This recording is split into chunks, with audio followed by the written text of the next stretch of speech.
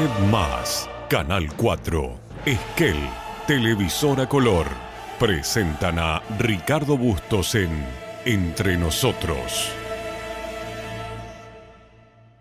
Las siguientes empresas auspician a Ricardo Bustos en Entre Nosotros. Estudio Contable Bernengo. Confiabilidad y experiencia en asesoramiento laboral e impositivo. Museo Leleque, Patagonia. 13.000 años de historia, en forma ininterrumpida desde mayo del 2000. Celufrán Muebles, todo para su hogar.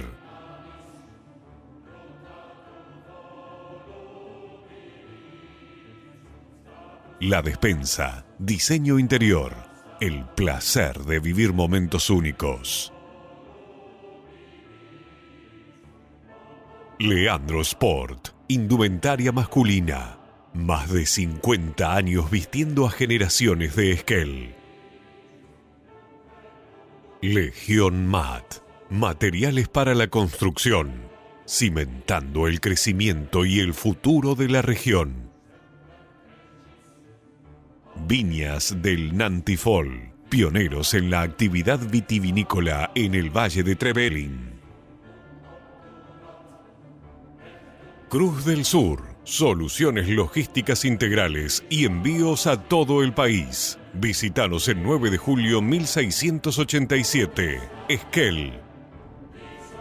Doctor Mascota, salud y felicidad para mascotas. Integral SAI. La intención es que te sientas bien. Muy bien. Muy buenas noches, bienvenidos a esta nueva edición de Entre Nosotros en este lunes. La Argentina ha entrado, para bien o para mal, nos guste o no nos guste, en una nueva, en un nuevo modelo económico donde es imprescindible aprender a mirar el futuro desde el punto de vista de la educación financiera para consolidar nuestros ahorros más allá de lo que el Estado nos pueda ofrecer a través de la famosa jubilación estatal. Ha quedado claro, lo dijo en 1950 el expresidente Perón, la jubilación estatal ha sido un fracaso. Lo fue en 1950, lo fue en 1990 cuando el Estado tomó las AFJP y lo es hoy cuando la gente cobra la jubilación mínima, prácticamente una jubilación de miseria. Vamos a hablar hoy con un especialista en inversiones para que de alguna manera nos abra la puerta de lo que puede ser la arquitectura de nuestro propio ahorro para nuestra propia jubilación o nuestra propia renta a futuro desde el punto de vista de nuestros ahorros privados. Hablaremos con el contador Joel Breda, que es asesor reconocido por la Comisión Nacional de Valores, para que nos muestre un poquito cómo podemos ir armando nuestra propia jubilación privada o nuestra propia renta a largo plazo. Segundo bloque del programa, vamos a hablar sobre falsas denuncias en la Universidad Nacional de la Patagonia, en la sede Trelew de la Facultad de Humanidades. El profesor de Historia, Bruno Sansi, nos va a contar sus peripecias, sus penurias, luego de 7 años de ser permanentemente hostigado por la sede Trelew de la Facultad de Humanidades sin ninguna condena judicial de por medio. Esto nos lo va a contar el profesor Bruno Sansi. Y el tercer bloque del programa, un homenaje a nuestros veteranos de guerra de Malvinas, encarnado en el presidente del Centro de Veteranos de Guerra de Malvinas de la ciudad de Esquel, el doctor Marcelo Salonio. Todo esto esta noche en Entre Nosotros. Y bueno, hice los exámenes, hice los cursos preparatorios y demás, y bueno, obtuve la matrícula. Claro, primero obtenés una idoneidad y después, a partir de eso, podés obtener una matrícula. Ah, primero tenés que tener una idoneidad. Una idoneidad, sí, se rinde un examen o virtual o en la Caja de Valores en Buenos Aires. En la Comisión Nacional. O se rinde en UCEMA o en la Caja de Valores o en la CNB. Dependiendo de la fecha lo van cambiando. Sí, lo van cambiando. Sí, pero la matrícula te la da la Comisión Nacional. La Comisión Nacional, sí. Sí, claro. Sí. Así que una matrícula nacional para poder asesorar al cliente y claro, tener contacto con el cliente y poder brindarle asesoramiento de inversiones, porque si no, yo como contador no le podría asesorar de inversiones. No, legalmente no podría. Legalmente, ¿no? Así sí. Así sí, y yo además participo de las comisiones Por supuesto. con el broker con el que tengo convenio. Exacto. Así que va por ahí el negocio. Entonces yo me quedé en Trevelin con mis clientes, o sea, de inversiones, y medio como que los estudios ya no estoy haciendo casi más nada. No, claro. Básicamente haces todo asesoramiento financiero. Sí. Y En inversiones. En inversiones. Y bueno, tengo clientes de familiares, amigos de los amigos, familiares de los familiares, y como que se va expandiendo. Sí, se va expandiendo. Nosotros somos originarios de La Plata, y muchos clientes los tengo de allá. Ajá. Tengo muchos profesores y Claro. también alumnos que cursaban conmigo y ahora los tengo de alumnos también. Que se animan a invertir. Sí, sí, sí. La Argentina ha tenido una cultura muy errática, por lo que uno lee y mira y ve en estadísticas de inversión y de ahorro.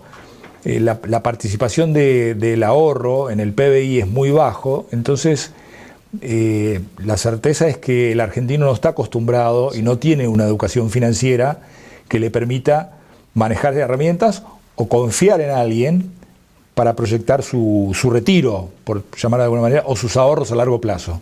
Sí.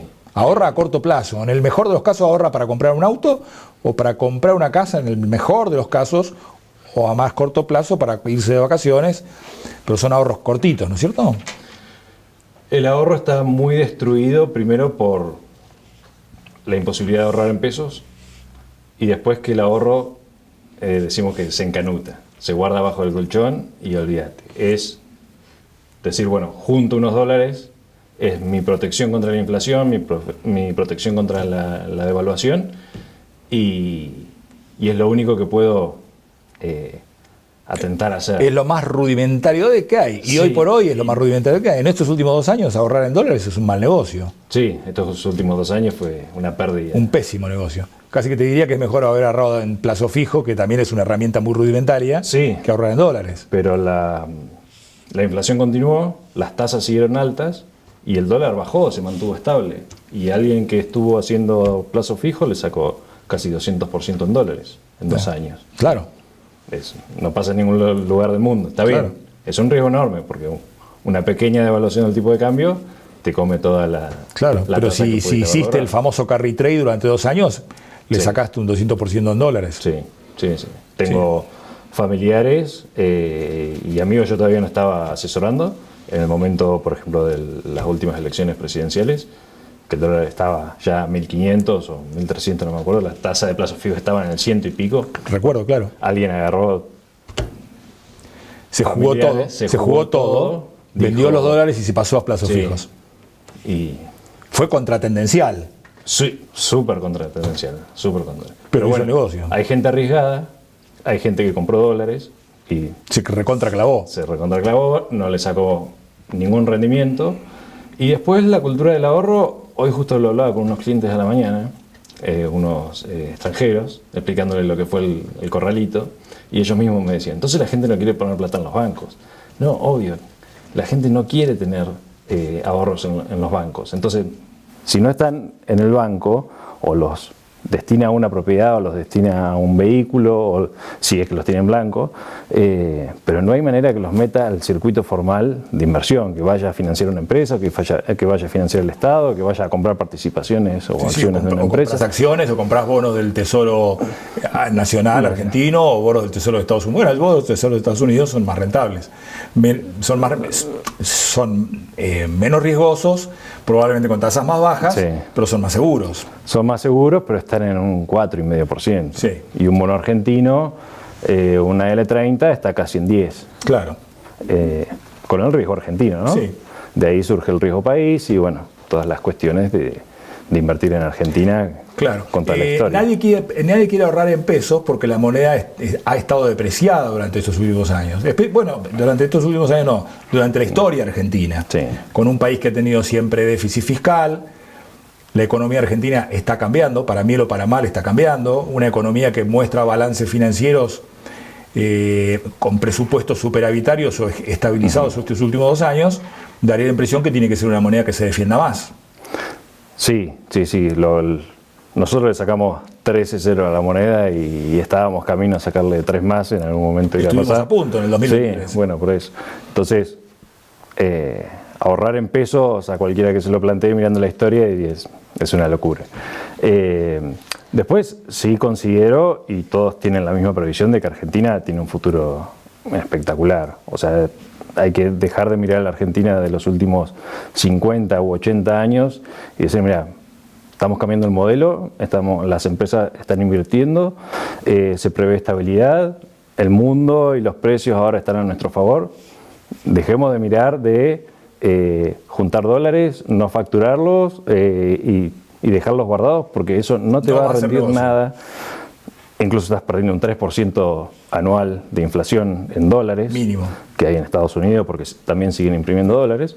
Ya no es un capricho de uno de querer confiar o no en este gobierno, independientemente de que este gobierno termine en el 2027 y cambie y venga un gobierno diametralmente opuesto, porque hay cosas que ya están, daría el principio que ya están establecidas. O sea, el fenómeno, le guste o no a quien no le guste o a quien le guste, el fenómeno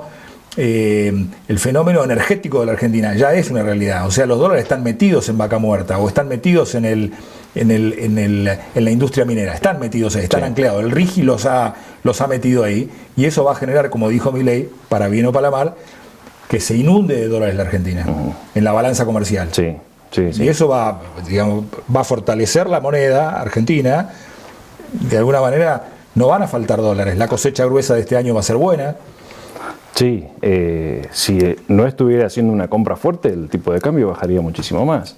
Si no estuviera comprando el Banco Central, claro, está haciendo unas compras récord para los últimos años, gracias a básicamente lo que, bueno, ahora fue la cosecha gruesa, abril y marzo fue récord, pero desde el punto de vista de la inversión y de la cultura argentina, creo que hubo un cambio generacional enorme en el 2023, le guste a quien le guste, claro, sí. Pero hubo un cambio donde la gente dijo, podemos llegar a ser primer mundo en algunos años, va a costar, tenemos todo para hacerlo, recursos nos sobra, solamente teníamos que cambiar un poco bastante la mirada. Entonces, creo que es otro país, quien esté en 2027, esto va a continuar. Subirá, bajará el dólar, los bonos se encarecerán o se abaratarán, pero Argentina va a seguir para adelante. Hay una matriz productiva distinta, que no depende exclusivamente de una cosecha gruesa o una cosecha fina que funcione o no funcione, o de una sequía o no de una sequía, porque la infraestructura está en marcha. O sea, Punta Colorada está a punto o va a terminarse y se va a exportar GNL por allí.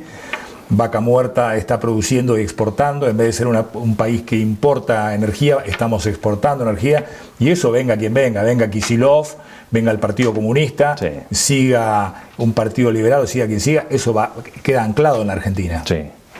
Eso le da cierta estabilidad a la economía. Ahora, las nuevas generaciones, la charla está contigo, la estoy teniendo de cara a un público que mire sus ahorros a futuro y que imagine una renta o una jubilación privada, porque nosotros, los que ya hemos pasado los 50 años y estamos mirando nuestra futura jubilación, ya nos hemos acostumbrado a que nos roben. Nos robaron nuestra jubilación estatal, como lo dijo Perón en el 50, Perón lo dijo en el 50. Hay un video ahí dando vuelta de Juan Perón, presidente, diciendo que la jubilación estatal era un robo. Nos la robaron la estatal, nos robaron las AFJP en el 2008, nos la robaron. O sea que cuando ahorramos con el Estado nos robaron. Cuando nos ahorramos con las AFJP nos robaron. Ergo, si yo no hago mi propio ahorro para mi propia jubilación, estoy frito. Hay posibilidades, teniendo 30 años, 20 años, 40 años, hay posibilidades de mirar un retiro, una especie de jubilación privada a largo plazo que me permite una rentabilidad anual del 5, 6, 8, 10%. Sí. Pero lo que tenemos que tener en cuenta es con cuánto uno arranca, para poder tener un flujo de dinero sujeto de inversiones financieras, bonos, letras y demás que le puedan permitir sacar un rendimiento, en donde ese capital, si uno, por ejemplo, que es los cálculos por ahí generales, dice, bueno, si uno a mi edad, 30, 35 años, arranca con una suma que por ahí no está al alcance de cualquiera, pero conozco mucha gente que sí lo tiene, es decir, $100.000, Sí. esa gente no tiene que poner un peso más, no tiene que ahorrar $1 más, y esos $100.000 en 30 años se convierten en $2 millones. ¿Es un ahorro pasivo eso? Un ahorro pasivo. En rentabilidades de el SP500, digamos, 10,5% de los últimos 30 años promedio. Si nos vamos a los últimos 10 años, esa rentabilidad está casi en un 13%, que es muchísimo. Entonces, uno puede multiplicar, fíjense, un ahorro de $100.000, multiplicarlo por 20 en 30 años. Ahora, en 30 años, cuando uno le dice eso a la gente, es como que, ¿viste? ¿De dónde saco los $100.000? Y tengo que esperar 30 años. Bueno, pero si no tenés $100.000, puedes empezar con podés 2.000, arrancar, o claro. con 1.000. Podés arrancar con 1.000, podés arrancar uno para hacerse de unos $400.000.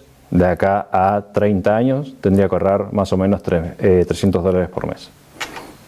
Claro. Bueno, pero no es poca plata tener $400.000 cuando te jubilas. Cuando pensás, digo, bueno, a los 60 años no quiero trabajar más. Bueno. Y a eso le sacás, dependiendo del futuro, sí, ¿no? Pero si hoy tuvieras esa plata y lo hubieras hecho hace 30 años, hoy le podrías sacar un 7-8%. Tranquilo, claro. Tranquilo. A ver, entonces es mucho por mes que te puede aportar. Hagamos un cálculo comparativo, contrafáctico, porque no se puede probar, porque las cosas ya pasaron, lo que pasó, pasó.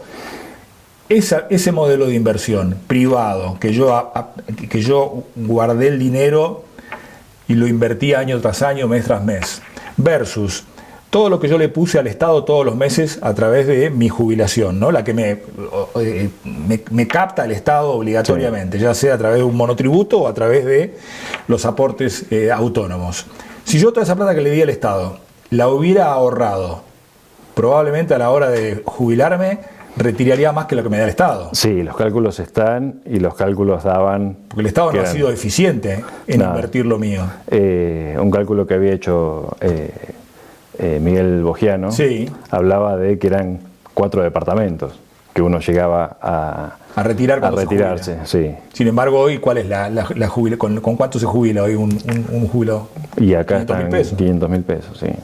Con zona, si no están en... Es una estafa. O sea, me estafó, el Estado me estafó. Es una estafa. Después hay otra realidad también, que vamos a ir a un sistema donde sea muy difícil pagar las jubilaciones. Vamos a tener... ¿Por la tasa de natalidad? Por la tasa de natalidad y por la inflación también que hay en el mundo, que se va a ir comiendo todos esos aportes que uno hizo. Además de que hemos tenido jubilados sin aportes y todas esas cuestiones. Pero por cuestiones de natalidad, ya están diciendo, no van a dar los números, olvídense de una jubilación estatal, porque si no, vamos a estar pagando impuestos solamente para pagar las jubilaciones. Claro. No va a haber servicios, no va a haber, bueno, no va a alcanzar. Viste que ni el Estado Nacional todavía, porque tiene tantas reformas por delante por hacer, que todavía no ha llegado a la reforma previsional. Ni el Estado Nacional, ni las cajas provinciales. La provincia del Chubut da un déficit mensual que tiene que aportarlo el Estado, o sea, los contribuyentes, y todavía no ha tenido la valentía, el coraje o la decisión de hablar de la reforma previsional. Pero todas las cajas provinciales, y la Caja Nacional también, están quebradas. Es decir, necesitan de un aporte extraordinario para poder pagarle la jubilación todos los meses a los jubilados. ¿Por qué? Porque la relación entre los activos que la financian y los pasivos que sacan todos los meses es insustentable.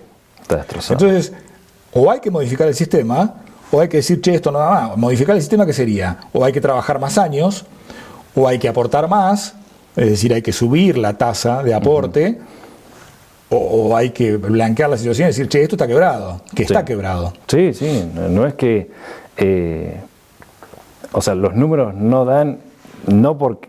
Olvidémonos un poco por ahí de la historia y decir, pero miremos de acá para adelante, saquemos las culpas, digamos, bueno, pero a ver, los aportantes no dan con los que están sacando plata mediante jubilaciones. No hay manera de que eso cierre, y en un futuro, con menos natalidad y con la informalidad que tenemos en Argentina, va a ser imposible. Claro. Va a ser imposible. Hay un fenómeno, claro, hay muchos fenómenos que la política, porque viven echándose las culpas unos a otros, y tapan las ineficiencias propias o recíprocas o las del que estuvo antes, entonces no ponen los números arriba de la mesa. Pero desapasionadamente, vos y yo, que no estamos siendo candidatos a nada, al menos por ahora, lo podemos poner arriba de la mesa sin ningún tipo de nada en juego. Es decir, si la tasa de natalidad va en baja, como va, que es un número que no se, digamos, es indiscutible, va en baja la tasa de natalidad, hay cada vez menos aportantes, hay cada vez más gente que se quiere jubilar porque se jubilan, y menos aportantes activos, obviamente que el sistema no da, por eso la gente cobra de jubilación lo que cobra, la miseria que cobra. Más allá de que los políticos se hayan robado la plata o no se la hayan robado, puede ser muy lacrimógeno, muy emocionante, muy conmovedor el discurso del jubiladito que está llorando porque la miseria que le pagan, pero el sistema está quebrado. Sí. No hay manera que sobreviva con lo que tenemos y por cómo surgió el sistema jubilatorio provisional en el mundo. Los otros días leía, la edad de jubilación de 65 años data de más de 100 años, donde la expectativa de vida ha aumentado enormemente. Y se pensaba que la gente iba a vivir hasta los 75, hoy la gente vive 90 y 100 años. Sí, entonces, con gente viviendo 90 años, vas a retirar hasta los 90 y hay gente que se jubila a los 50 años. En la provincia del Chubut hay gente que se jubila a los 50. Sí, y eso después están 50 años más cobrando jubilación y después se lo pasan al familiar.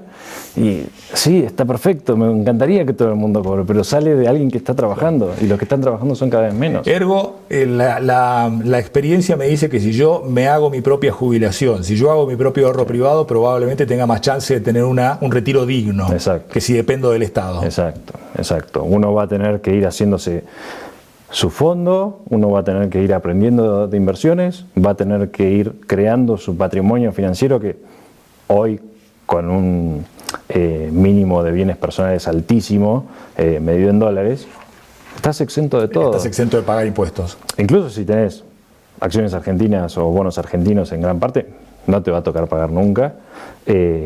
Después lo que es impuesto a las ganancias tampoco está alcanzado, así que olvídense de eso, todo lo que entra queda. Podés ahorrar tranquilo. Sí, y eso todos los meses o cada 6 meses, depende de cómo esté estructurada la cartera, vas a ir cobrando, lo vas a ir reinvirtiendo y así durante muchos años. Todo lo que necesitamos es paciencia y una gran conducta de ahorro. Claro. No hay con qué darle. Disciplina. Disciplina y esto, mantenerlo, que es la disciplina justamente, mantenerlo muchos años. Cuando uno aporta y dice, bueno, me costó un montón juntar $7.000 al año o juntar $5.000 al año y decir, bueno, pero me va a dar un 8% y es re poquito. Ahora, pero cuando ya juntaste 200.000 y eso te va a dar $16.000 al año, bueno, ya estamos hablando de otra cosa. Tal cual. Sí, pero bueno, tuvieron que pasar años donde después lo que vayas aportando ya va a ser poquito comparado con lo que ya estás generando intereses. Claro. Educación financiera. Eso es educación financiera. Joel, muchísimas gracias. Por favor, Ricardo. Gracias. Un gusto. Nos vamos a un corte. En segundos nada más volvemos.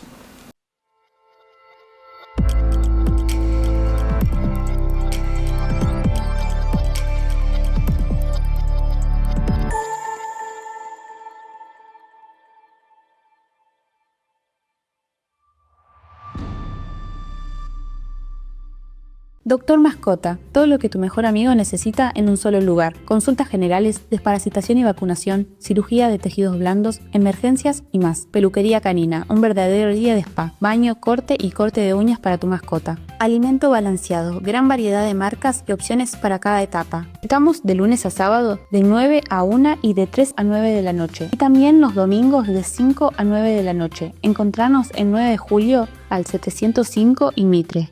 Elegí tu destino y Gales al Sur te lleva. Paquetes turísticos a Estados Unidos, Brasil, el Caribe, Europa, Salta, cataratas, destinos exóticos. Representantes Hotel Termas de Puyehue, quinceañeras, pasajes aéreos, asistencia médica al viajero. Gales al Sur, una agencia con más de 20 años en la Patagonia.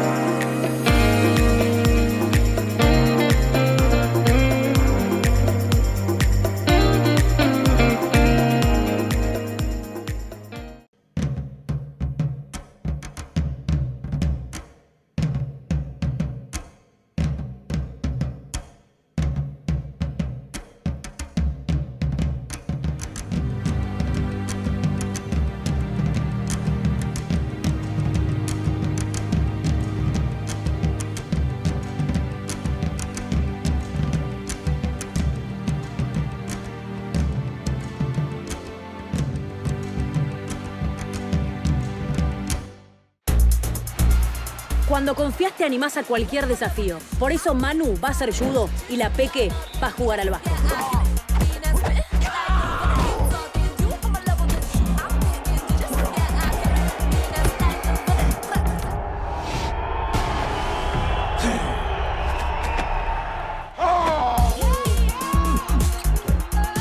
Cuando confías, seguro podés. La Segunda Seguros. Lo primero, sos vos.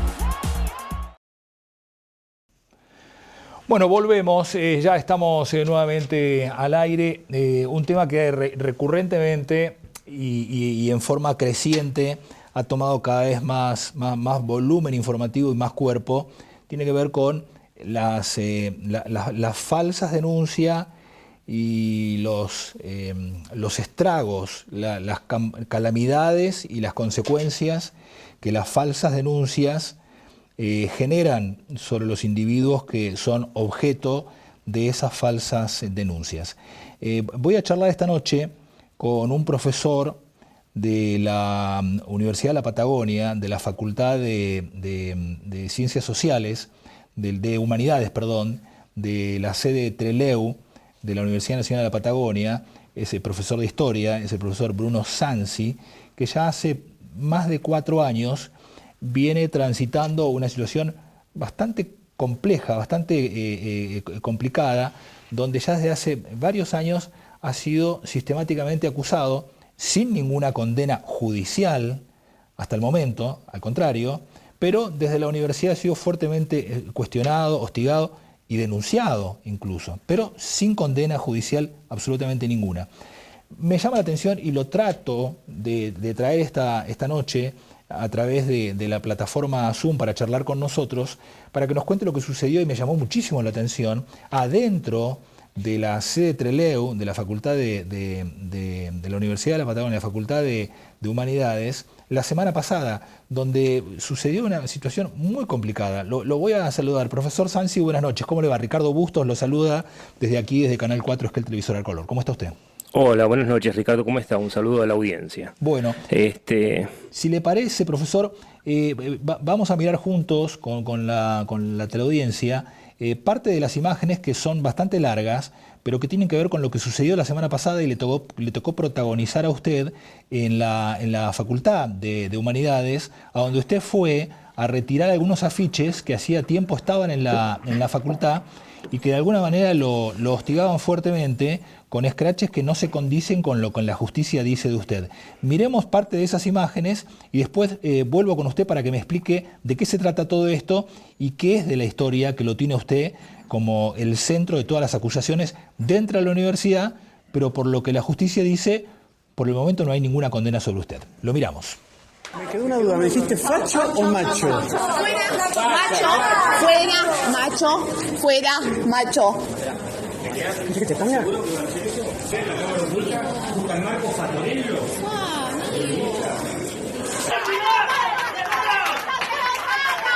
Vengo a entregar la nota para que saquen esta cartelería porque la institución es responsable de la persecución y las paredes son de la institución y no tienen por qué tener mi nombre. Yo ya pedí que esto pase y la institución sigue demonizándome. Bueno, ¿qué es todo esto? Es bastante fuerte, bastante violento lo que le tocó pasar a usted y a alguien que lo acompañaba, un amigo suyo, un colaborador suyo. ¿Quién era? Así es, Ricardo. Marcos Fatorello había venido de Neuquén, de Río Negro, perdón, a un programa de radio que tengo yo, justamente a hablar del tema de las falsas denuncias, y decidió acompañarme. Igual me gustaría aclarar 2 o 3 cosas, si a usted no le preocupa. Usted dijo hace más de 7 años que esta situación se da, digo, eso es importante. Fui acusado con falsas denuncias justamente por cuestiones de género, pero entiéndase que era el título, las acusaciones eran totalmente triviales y tontas, acerca de que le había dado un chocolate a una alumna o una barrita de cereal, que era gordofóbico, que no aprobaba a gente por su aspecto físico, que hablaba mal del Che Guevara, y entonces eso era violencia machista porque los estudiantes o las estudiantes lo adoraban, entonces era violencia de género. Y aclarar 2 o 3 cosas. Primero que nada, esto comenzó en el año 2018, estoy hace 7 años casi suspendido en la universidad, sin ninguna justificación real. se me hicieron sumarios truchos y fui yo quien recurrí a la justicia, no la universidad a la justicia. Digo, esto que quede bien claro, porque cuando pasan cosas en la universidad que son producto del adoctrinamiento ideológico y de la persecución por alguien que no, digamos, está de acuerdo o simplemente no profesa la fe que dice profesar la mayoría, en contra de los mismos estatutos de la universidad, tengamos en cuenta que la universidad es un estatuto, es una institución que es libre de pensamiento político y de influencia política. En eso se basa. Y yo soy una persona que soy, no sé, divergente en ese sentido. Fui acusado, falsamente acusado, se me hicieron sumarios truchos, una suspensión increíble. ¿Pero acusado de que tiene alguna acusación de abuso sexual, por No, ejemplo? ninguna acusación tiene nada que ver con nada sexual, de hecho. Lo que pasa es que dentro de esta campaña persecutoria acusaron de persecución ideológica y acoso ideológico. Porque las personas, si bien yo no manifiesto ideología, el mostrar algunos hechos históricos que tienen que ver con la realidad, se ve que golpea algunos discursos. Entonces era acoso ideológico. Cuando uno dice acoso, inmediatamente se instala acoso sexual. Después del acoso sexual, violación, y llegaron hasta asesinato por circunstancias extraordinarias. Pero claro que yo fui a la justicia, no la universidad. Porque el problema es cuando la universidad decide algo fuera de la ley, o que es anticonstitucional, o que viola los derechos humanos, es la justicia la que debe imperar. Y en la universidad hoy le podría decir que es casi un lugar sin justicia. Aclarado esto... Sí, y cuántas, perdón, aclarado esto, ahora le cedo la palabra en segundos, Sansi, pero antes de que usted continúe, y hablando de la justicia, en la justicia penal, ¿está usted con alguna investigación en curso o ha tenido ya alguna primera sentencia en su contra con alguna investigación? No, nada que ver. Esto no se trata de eso. Ahora ¿Está usted investigado por la justicia penal? Investigado, lo que se dice no, estuve relacionado con el caso del suicidio de una persona muy querida, que se llama Nadina Nieto Velasco, una persona adorable que era casi parte de la familia, pero la justicia investigó y vio que yo no tenía absolutamente nada que ver. Digo esto porque sí se investigó, pero nunca estuve ni imputado a la causa, ni siquiera me llamaron a declarar, porque quedó súper claro, después de 2 años de investigaciones, que yo no tenía nada que ver con los hechos. Pero en la universidad no solamente supusieron que sí, sino que hicieron propaganda de que yo era un asesino. Se trata del suicidio de una persona, es una cosa muy grave y delicada. ¿Y cómo se cerró la causa? ¿La joven murió como consecuencia de qué? De heridas autoinfligidas. Lo que pasa es que no tiene, digamos, no tiene relación conmigo, en ese sentido. Está sí, bien. Ella era... Bueno, aclarado esto entonces... Sí, tenía las llaves de casa, ella era una persona de súper confianza, hacía más de 7, 8 años, me refiero. Pero está bien, pero usted no tiene ninguna imputación sobre nada. Esa causa. No, absolutamente bueno, no. Aclarado esto, está bien, aclarado esto, ¿qué quería decir, No, profesor? que quería decir que fueron 4 sentencias judiciales a favor mío en la Cámara de Apelaciones de Comodoro Rivadavia. Digo, lo que pasa es que en la universidad me acusan de asesinato por una circunstancia trágica que ya le dije que no tengo nada que ver, y el tema es que la universidad militó eso y presupuso, en vez de inocencia, porque uno debe, hasta que no se... Hola, no sé si me escucho. Sí, lo escucho. Ah, perdón. Sí, lo escucho que atentamente. hasta que no se demuestre ninguna culpabilidad, uno es inocente, pero ni siquiera fue imputado. Digo, eso que quede clarísimo. Pero la universidad, en su relato, para perseguirme políticamente, afirma no solo eso, sino que se lo hace creer a los estudiantes. Por eso usted ve esa violencia que ve. Es la institución la responsable de esto. Porque la institución ha hecho propaganda, la institución ha hecho persecución, y eso sí está demostrado en la justicia. Quiero aclarar nomás eso, la violencia que usted ve es el fruto de 7 años de persecución, y el hecho de que yo le gane 4 sentencias a la universidad en la justicia, denunciando la persecución y el adoctrinamiento. Digo, esto de que quede claro, lo que ve usted esas imágenes, lo que sufrimos con Marco Fatorello fue simplemente por haber entrado a entregar una nota de que saquen los carteles con mi nombre y mi cara, que eso ya es un delito en sí mismo. O sea, no pueden usar la imagen de una persona, no solamente sin autorización, sino que yo expresamente mandé notas y solicité a la universidad varias veces que quiten esa cartelería. Lo único que fuimos a hacer era llevar una nota más por enésima vez y constatar de qué se trataban los carteles que mi familia tiene que entrar a ver. Mis amigos tienen que entrar a ver. Claro. ¿Y qué dicen los carteles? Sansi asesino, fuera Sansi? Sansi de la UNP, juicio académico para Sansi, fuera macho violento, básicamente una estigmatización absoluta. Ahora, y usted no tiene ninguna causa judicial en curso. No. A pesar de eso, adentro de la universidad todavía hay carteles en su contra. Sí, porque la universidad no acepta que la justicia determinó la persecución contra mi persona. Entonces, ellos dicen la justicia es patriarcal, muerte al macho, y esa es la política universitaria, sobre todo de quien piensa distinto. Claro. Ahora, es muy raro todo porque se contrapone su historia en la que la justicia ni siquiera lo tiene por imputado, ni por procesado, y por supuesto mucho menos por condenado. A pesar de eso, los hechos demuestran que adentro de las paredes de la universidad hay carteles que a usted fuertemente lo repudian. Sí, sí. En contraposición a eso, hay causas sí pendientes con la justicia de profesores de la universidad, el caso del profesor Augusto Ferrari, ex decano de la Facultad de Ciencias Jurídicas de la universidad, quien sí está acusado por abuso sexual en contra de alumnas, y no hay repudio generalizado de parte del alumnado y por supuesto mucho menos afiches en su contra en las paredes de la facultad, ni en la sede en la que el profesor dictaba clases. ¿Hay como una doble estándar, un doble estándar ideológico en ese sentido? Yo creo que es una cuestión yo creo que es una cuestión de desequilibrio de poder. El señor Ferrari tenía un grupo, estaba integrado digamos, era representante en la universidad de un grupo político, y en mi caso soy una persona individual que simplemente pensaba distinto. No solamente hay el caso de este profesor acusado, sino que también hay casos de personas, inclusive del centro de estudiantes, que fueron condenadas por acoso sexual, por agresión sexual. Hay gente, sin dar nombres, pero hay gente que ha matado queriendo sin querer, y hay gente que ha robado queriendo, obviamente, y con ellos no solamente no dicen nada, no levantan una sola bandera. Esto es un ataque personal donde se usan las causas del feminismo para atacar a una persona. Esa sororidad es selectiva y usted lo tiene muy claro en ese sentido. Se ataca a los que piensan que son más débiles y no se ataca a aquellos que representan un sector importante del poder. ¿Y qué piensa? Porque de ahora, si usted tiene a su favor la justicia de su lado, por lo menos el Poder Judicial, a usted hasta el momento no tiene ninguna sentencia en su contra.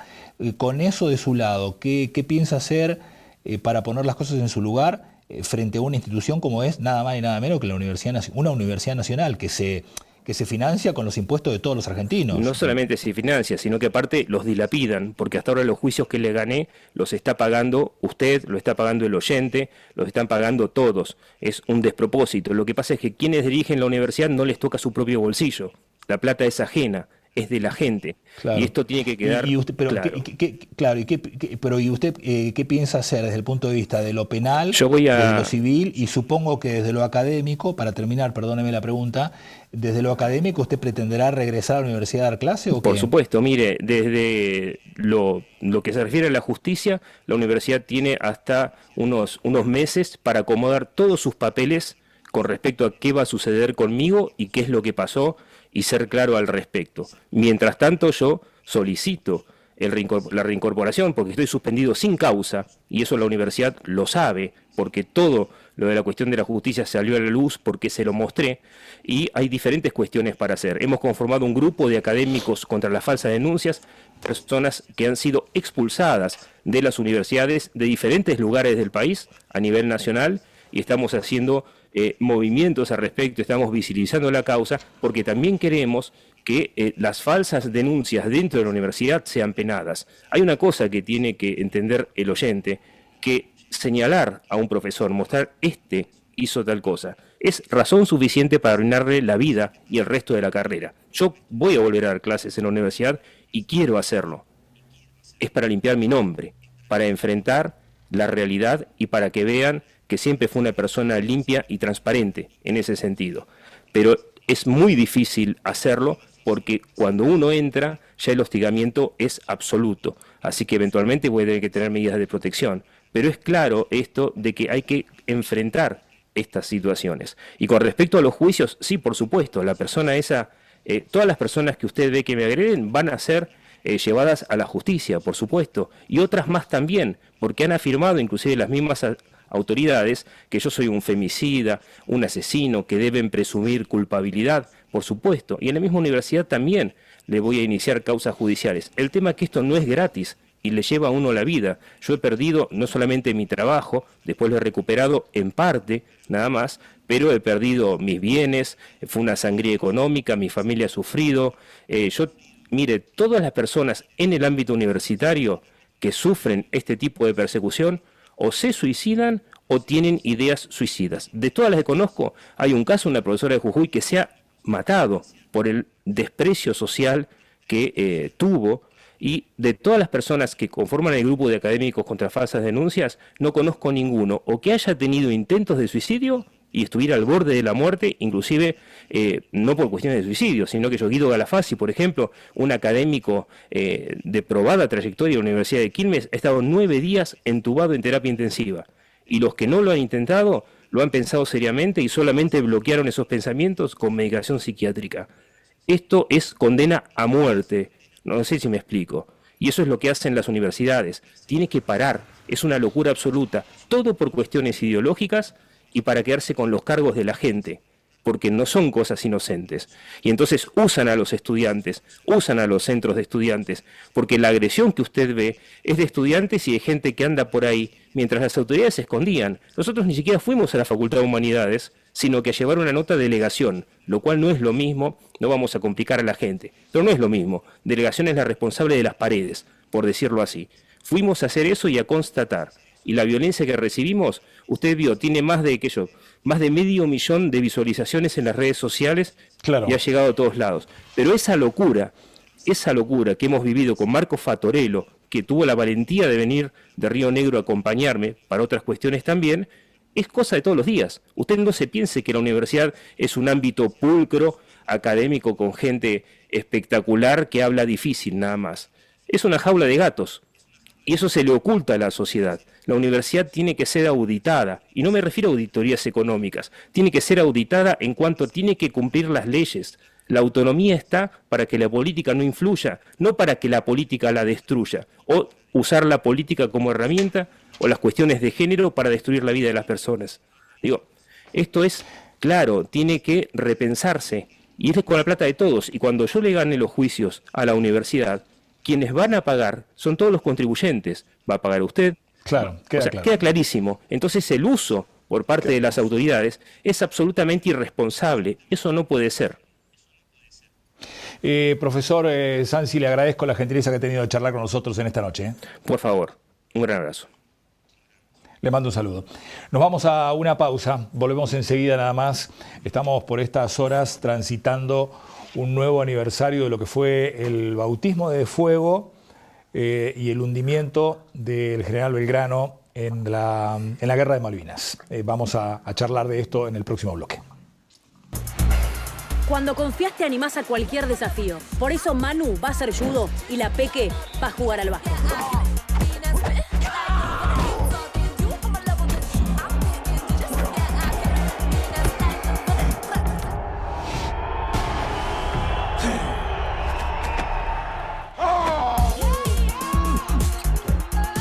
Cuando confías, seguro podés. La Segunda Seguros. Lo primero, sos vos. Elegí tu destino y Gales al Sur te lleva. Paquetes turísticos a Estados Unidos, Brasil, el Caribe, Europa, Salta, cataratas, destinos exóticos. Representantes Hotel Termas de Puyehue, quinceañeras, pasajes aéreos, asistencia médica al viajero. Gales al Sur, una agencia con más de 20 años en la Patagonia. Doctor Mascota, todo lo que tu mejor amigo necesita en un solo lugar. Consultas generales, desparasitación y vacunación, cirugía de tejidos blandos, emergencias y más. Peluquería canina, un verdadero día de spa. Baño, corte y corte de uñas para tu mascota. Alimento balanceado, gran variedad de marcas y opciones para cada etapa. Estamos de lunes a sábado de 9 a 1 y de 3 a 9 de la noche. Y también los domingos de 5 a 9 de la noche. Encontranos en 9 de julio al 705 y Mitre.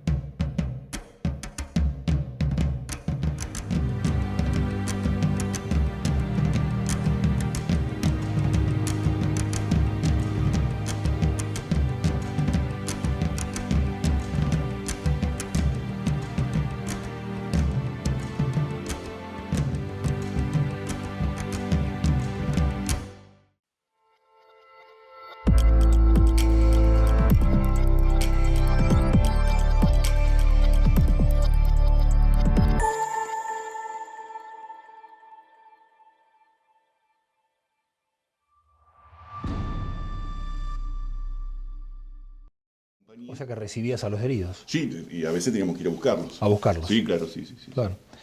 Bueno, es un combate también, es una forma de combatir. No, recibimos fuego naval, fuego de artillería, fuego aéreo, hasta fuego de balas, pero no es lo mismo que estar en un frente, o no tuve combate cuerpo a cuerpo, por ejemplo. Claro. El 1 de mayo, ¿a cuánto estaban ustedes del aeropuerto? 10 kilómetros más o menos. ¿Del aeropuerto? Sí. Porque el 1 de mayo fue el bautismo. Claro. El 2 de mayo ustedes ni se enteraron. No, nos enteramos después que habían hundido el Belgrano. El 2 de mayo no se enteraron. Habrá sido a las horas que nos enteramos que habían hundido al Belgrano. No, igual las noticias corrían, no te digo que era inmediato, pero... A las horas llegaban. A las horas llegaba, sí. Yo tengo el 1 de mayo, que fue el día que comienza, justamente estaba de guardia. El primero fue el bombardeo en el aeropuerto. Claro, con el Vulcan. Claro, yo estaba de guardia, justo mirando para el aeropuerto. Y bueno, estaba ahí con el fusil en un pozo, mirando. Y de golpe veo como fogonazo, digo, mirá vos lo que es la distancia del ruido.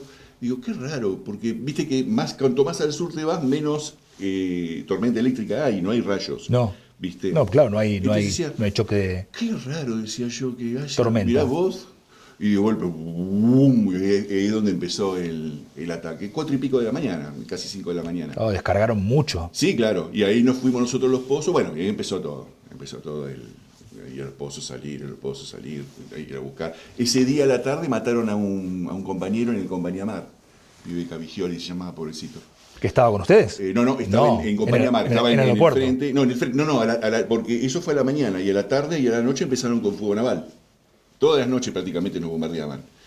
Y una de esa descarga de fuego de artillería naval mató a uno de mis compañeros que estaban en Compañía Mar, un tirador que le decíamos nosotros. Claro. Esa noche lo mataron, Pibe Cavigioli, que fue la primera baja que tuvimos nosotros. ¿Y cuántas bajas tuvo? 15. ¿15 en el batallón? 5, sí, tuvo 15 bajas. Sí. Era el batallón de infantería de Marina. Batallón de infantería de Marina. ¿Con asiento en Río Grande? Río Grande, Tierra del Fuego. ¿Y tuvieron cuántos? 15. 15. Sí. ¿De los 15 te tocó como enfermero atender a alguno? No. Porque todos fallecieron en... Fallecieron en el lugar. No hubo tiempo. Solo hubo que ir a buscarlos. Después, no sé quién lo buscó. Yo, cuando termina el combate el 14 de junio, fue a la mañana. ¿Todos fallecieron el 14? No. A lo largo de todo. Claro, falleció el 1 de mayo sería. Ah, el primer día. El primer día, pero después, durante el transcurso, pero el grueso de las bajas son en los últimos 2 días. Mi batallón le tocó, ¿cómo se dice? Contener el ataque inglés y el repliegue del ejército. Claro que venía replegándose le tocó. Y es más, cuentan que el comandante quería hacer un contraataque. Quería hacer un contraataque para frenar a los ingleses que no se lo permitieron y termina replegando. Nosotros fuimos prácticamente los últimos en replegar, en llegar a Puerto Argentino. Esa noche más cerca estaban de Puerto Argentino. Sí, había fuerzas de artillería, había cañones. ¿Y desde el mar le estaban dando? Sí, claro, sí, los daban del mar, o sea, ahí ya empezaron, del mar y del frente y artillería. Pero el principio del combate es artillería naval, fuego naval y todas las noches. Y siempre, y cuando venían un fin de semana, era peor, porque según nos habían dicho, lo cobraban doble los ingleses. Como era fin de semana, viste que son claro. De eso, ¿Y sí? el laburo de ellos. Entonces ahí decían que seguramente nos van a tirar esta noche porque cobran doble. Y sí, efectivamente. Los fines de semana cobraban doble. Cobraban doble. Los feriados y esas claro. Cosas. Así que, ¿y vos qué edad tenías? 19. Claro. ¿Habías pedido prórroga? No, yo entré con 18 años, cumplí 19 años en Tierra del Fuego. Y yo ya me estaba poniendo de baja. Yo me tendría que haber ido de baja el 1 de junio. Así que... Y el 14, el día de la capitulación, reciben la orden de entregar, de bajar a Puerto Argentino. El tema fue así. El día de la capitulación, nosotros vamos bajo fuego. De atrás y de adelante. Claro, estamos bajo... Y lo que pasa que... cuando en la posición que quedamos nosotros, quedamos solamente 5 conscriptos en ese lugar. 5 conscriptos quedamos nada más. Había oficiales, suboficiales. Los últimos que quedamos en ese lugar fuimos 5 conscriptos, entre los cuales estaba yo. Y entonces, nos mantuvimos ahí, nos manteníamos por si nos llamaban. Había una ambulancia, pues estaba el ambulanciero y 4 conscriptos más. Por si nos llamaban ir a buscar a alguno. Es más, nos usaron también para cargar artillería, para cargar munición de mortero 106. Aprovecharon que la primera vez pasaron, pero la segunda vez que ahí me tocó ir a mí, no pasamos porque los ingleses se dieron cuenta que estábamos usando la ambulancia para llevar tiros y nos tiraron. Y ahí ya no salimos más. Entonces ese último día, que esto estoy hablando del 14 a la madrugada, prácticamente casi a la mañana, quedamos nosotros solos, se queda sin munición mortero 106, nosotros teníamos la radio. ¿Tenían comunicación? Claro, teníamos la radio. Entonces ahí el comandante, el jefe de mortero 106 lo llama al comandante y le dice: nos quedamos sin munición, pido permiso para repliegue, le autoriza el repliegue, y ahí entonces el comunicante nuestro, el Colorado Orellana, le dice, habla con el comandante y pido permiso para replegar, somos Rosa, éramos nosotros, junto con los Rosa. Pedimos permiso para replegar y ahí nos autoriza el repliegue. Y ahí nos vamos los 5 colimbas caminando para la ciudad a Puerto Argentino. A Puerto Argentino, al hospital. Y ahí habré estado 2-3 horas hasta que terminó, que ya entraron los ingleses, empezamos a ver los Chinook, que eran los Siquín, que eran los helicópteros que tenían ellos. Empezamos a verlos y bueno, y ahí se terminó. Y ahí nos llevaron, esa noche quedamos ahí en Puerto Argentino. Todo el otro día quedamos en Puerto Argentino en una especie de apostadero naval, una cosa así, unos hangares que había. ¿Desarmados ya? Sí, no, estábamos armados. A mí me habían desarmado una semana antes porque decían que los enfermeros no podían tener armas, pero mi batallón quedó armado.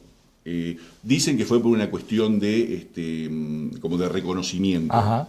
Los dejaron armados. Y recién al otro día, a la mañana, marchamos para el aeropuerto. Y ahí en el camino, a mí me sacaron el casco y el correaje, que era lo único que me quedaba. Y a todo el resto del batallón tuvieron que entregar el fusil. ¿Y tu estado de ánimo? Y era muy ambivalente. Yo me sentía mal, yo estaba mal. Yo estaba mal porque teníamos la esperanza de que, bueno, qué sé yo, haber estado ahí, que haber recuperado Malvinas y habernos quedado. Era una situación... ¿Ambigua? Ambigua. Pero creo que la que dominaba era la tristeza, se podría decir. ¿De capitular? Sí, claro, sí.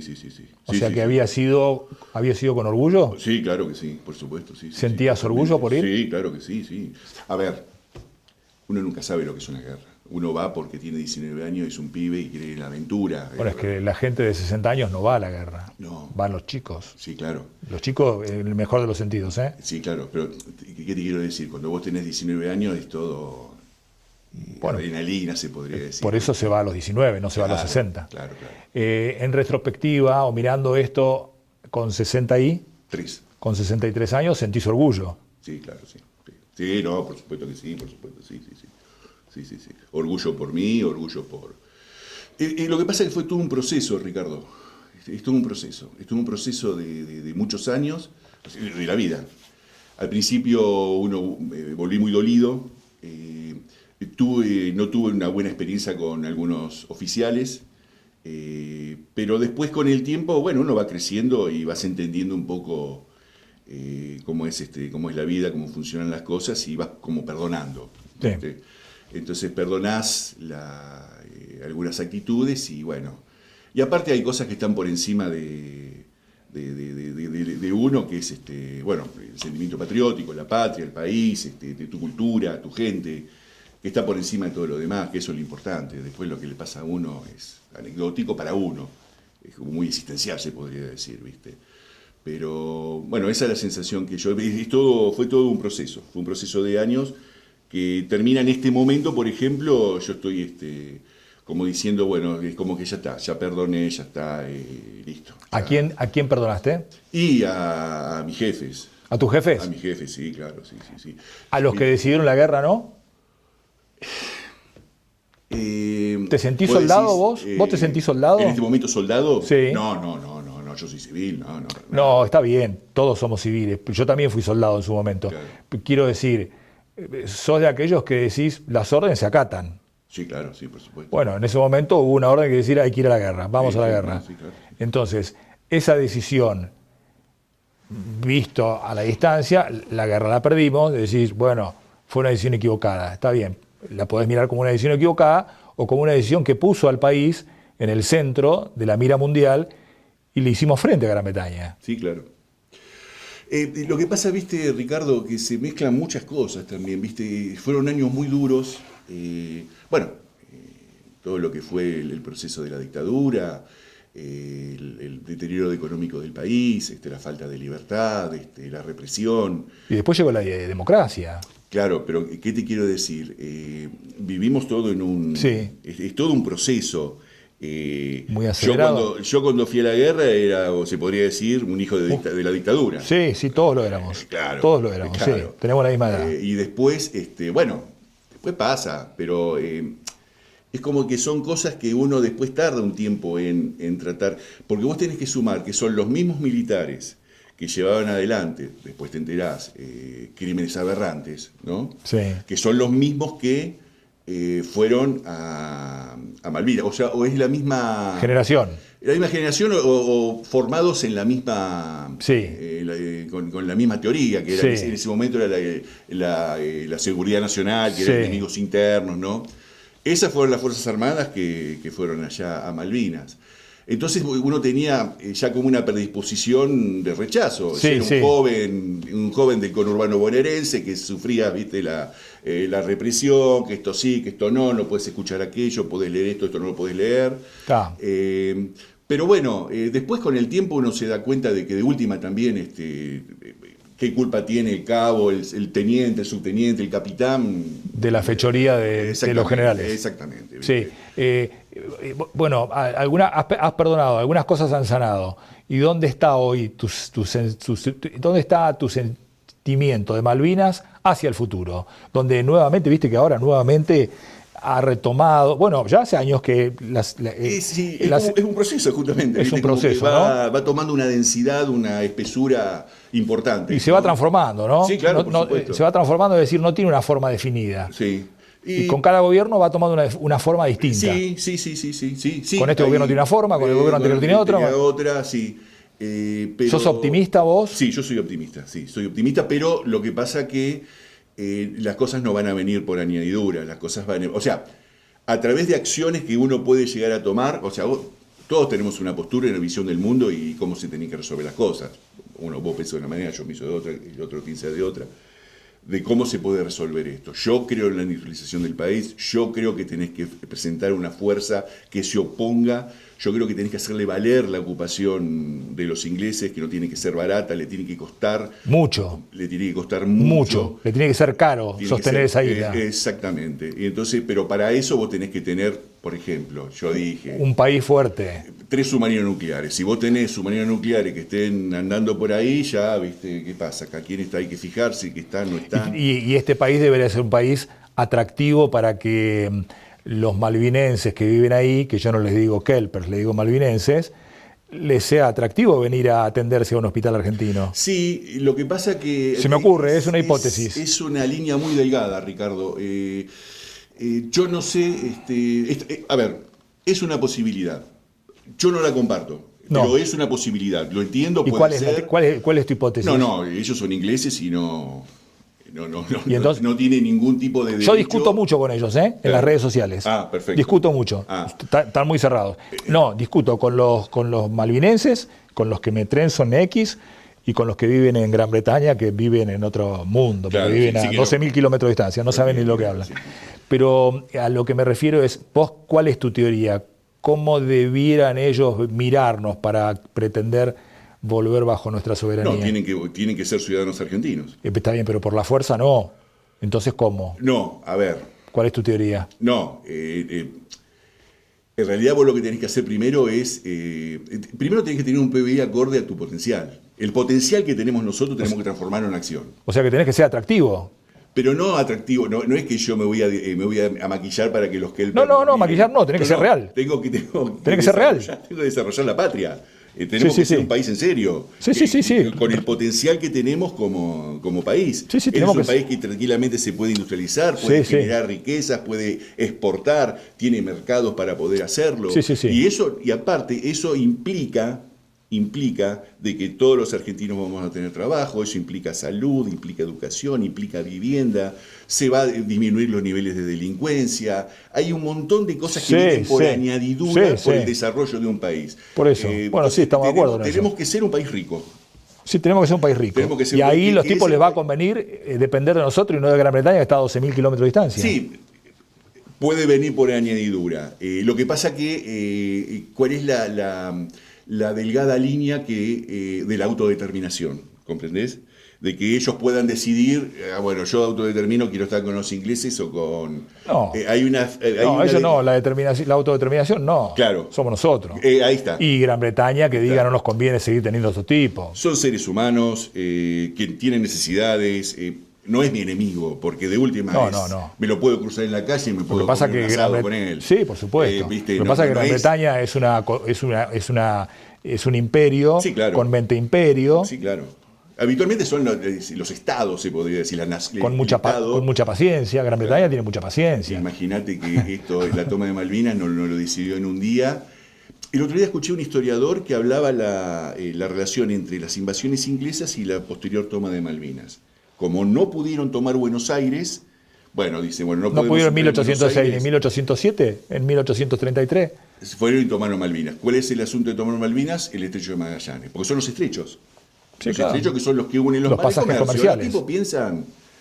a 200 años. Exactamente. A 200 años. Esa es la cuestión, Ricardo. Pero en algún momento se tuvieron que ir de la India, en algún momento se tuvieron que ir de Hong Kong, en algún momento se tuvieron que ir de... Creo que la India con Hong Kong son cosas... Viste que India era un país entero. Sí, seguro. Y Hong Kong era un enclave, ¿viste? Yo creo que Hong Kong es lo más parecido. Lo más parecido. Se podría decir, tiene cierta tintes parecidos. De Gibraltar no se van. No se van. Y son España, ¿me entendés? Pero bueno, lo que pasa, ahí ya son europeos, tienen otro tipo de relación, otros años de historia, lo desconozco, no lo sé. Pero de última, creo que... y además Gran Bretaña siempre nos miró con el deseo de tenernos bajo su dominación. Obviamente... Durante muchos años la dominación económica británica era principalmente a fines del siglo XIX hasta el 45, se podría decir. Todo lo que fue el tema de las carnes, el frigorífico, los ferrocarriles, los tranvías, manejaban todo. Sí, del desarrollo... No pudieron lo que pudieron en Australia o no pudieron lo que pudieron en Nueva Zelanda o los países del Commonwealth, no lo pudieron con Argentina por diferentes otros motivos. Lo que pudo la corona española no lo pudo la corona inglesa, pero siempre nos miran con Y sí.